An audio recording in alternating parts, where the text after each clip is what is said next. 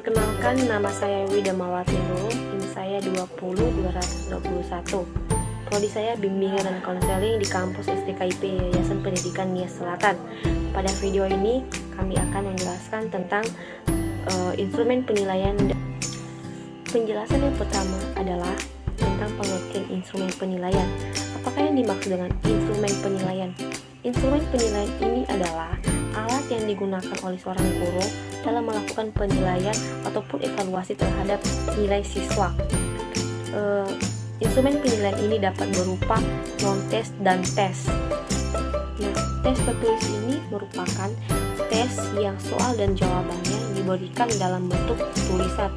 Nah, bentuk-bentuk dari tes tertulis ini yaitu 1. Pilihan ganda, 2. Soal esai, 3. Soal pilihan ganda, 4. Soal menjodohkan. Sedangkan teknik non-tes ini adalah teknik yang digunakan oleh seorang guru dalam menilai peserta didiknya tanpa memberikan soal secara tulisan, tetapi memberikan penilaian kepada siswanya dengan menggunakan pertanyaan secara lisan. Nah, bentuk-bentuk instrumen dari teknik non-tes ini yaitu 1. Melakukan wawancara, 2. Melakukan observasi, 3. Melakukan pengamatan, 4. Melakukan kuesioner dan lain sebagainya. Demikian penjelasan dari saya. Penjelasan selanjutnya akan dijelaskan oleh teman kami yang bernama Angelius Bulele.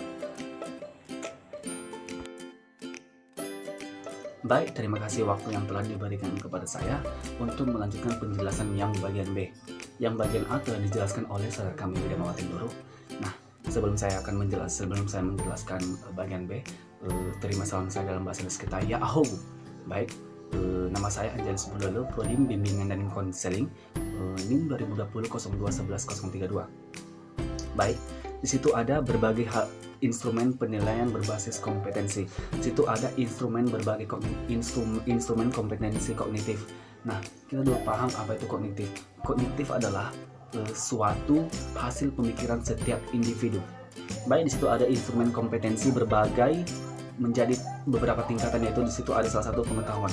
Yang dimaksud pengetahuan itu adalah ketika seorang dosen atau seorang guru membagi materinya atau memberikan materi kepada setiap mahasiswa atau siswa, bagaimana kemampuan kita sebagai siswa mahasiswa mengingat atau menghafal setiap materi yang telah diberikan oleh seorang guru. Nah, ketika kita menghafal dan seorang guru atau seorang dosen menguji kita dengan cara kita harus mengikuti ujian. Nah, situ juga seorang guru atau seorang dosen mengetahui seberapa kemampuan mahasiswa atau siswa tersebut. Di situ ada pemahaman. Nah, yang dimaksud dengan pemahaman tersebut, ketika seorang guru menjelaskan berbagai materi, nah kita sebagai siswa mahasiswa, bagaimana cara kita menangkap atau memahami penjelasan yang telah diberikan oleh seorang dosen atau seorang guru tersebut. Di situ ada aplikasi. Yang dimaksud dengan aplikasi yaitu dulu kita juga kalau kita belajar itu harus melalui buku terus, dan kita juga akan mencari tugas atau mencari materi hanya di buku atau di perpustakaan. Nah, dengan adanya perkembangan zaman, telah diciptakan Google. Nah, di mana Google tersebut di situ semua ada berbagai materi. Nah, di situ yang dimaksud dengan aplikasi. Nah, di nomor 2, instrumen kompetensi aktif. Instrumen kompetensi aktif itu lebih jelas apa yang harus dinilai, maka ada beberapa komponen afektif yang penting untuk diukur meliputi minat, sikap. Nah, di mana di situ seorang guru ketika mengetahui perilaku siswa, nah seorang guru di situ harus mengukur sebagaimana atau setinggi mana kemampuan siswa tersebut dalam adanya minat dalam perkuliahan atau di sekolah, bagaimana sikapnya menghargai sesama. Nah, di situ juga ada instrumen kompetensi psikomotor. Yang dimaksud dengan ranah psikomotor ini, penilaian yang mengarah kepada keterampilan siswa atau kemampuan bertindak setelah seseorang menerima pengalaman baru tertentu. Yang dimaksud di situ,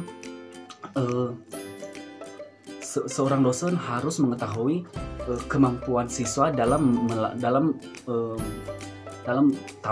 keterampilan siswa atau kemampuan bertindak. Contohnya yang dimaksud di situ, ketika seorang siswa memiliki masalah di dalam ruangan, Nah, bagaimana seorang dosen di situ harus tahu tindakan apa yang telah dilakukan oleh siswa tersebut. Ketika siswa tersebut bertindak kasar, maka seorang dosen harus menegur atau memberikan solusi yang baik. Di situ juga ada tentang wujud dan nyata hasil psikomotor yang merupakan kelanjutan dan hasil belajar kognitif dan efektif adalah: 1. Peserta didik bertanya kepada guru tentang contoh-contoh kedisiplinan seseorang. Nah, ini sangat luar biasa untuk kita. Ketika mahasiswa tersebut, contohnya, ketika mahasiswa baru atau mahasiswa lama pun sama, kita juga harus bertanya kepada seorang guru karena mereka telah yang mengajarkan kita dan mereka itu sebagai orang tua kita dalam sekolah. Nah, kita harus bertanya kepada mereka bagaimana bersikap, bagaimana kedisiplinan di dalam sekolah. Maka ketika kita bertanya sebagai mahasiswa atau siswa, kita harus menjalankannya. Situ nomor dua, peserta didik mencari dan membaca buku-buku atau yang lainnya tentang kedisiplinan. Nah, ketika kita bertanya kepada guru dan guru telah memberikan sebuah solusi dengan mengarahkan kita membaca-baca buku, di situ juga akan banyak tentang kedisiplinan yang baik. Nah, kita juga harus mengikuti perintah seorang guru karena mereka yang telah mengubah kita yang tidak baik menjadi baik, yang tidak tahu menjadi tahu. Itu ada nomor 3, peserta didik mampu memberikan penjelasan kepada temannya tentang kedisiplinan baik di sekolah, di rumah, atau di tengah-tengah kehidupan masyarakat. Yang dimaksud di situ, peserta didik juga harus memberikan contoh yang baik kepada temannya, atau kita juga harus bisa bergaul kepada orang-orang yang tidak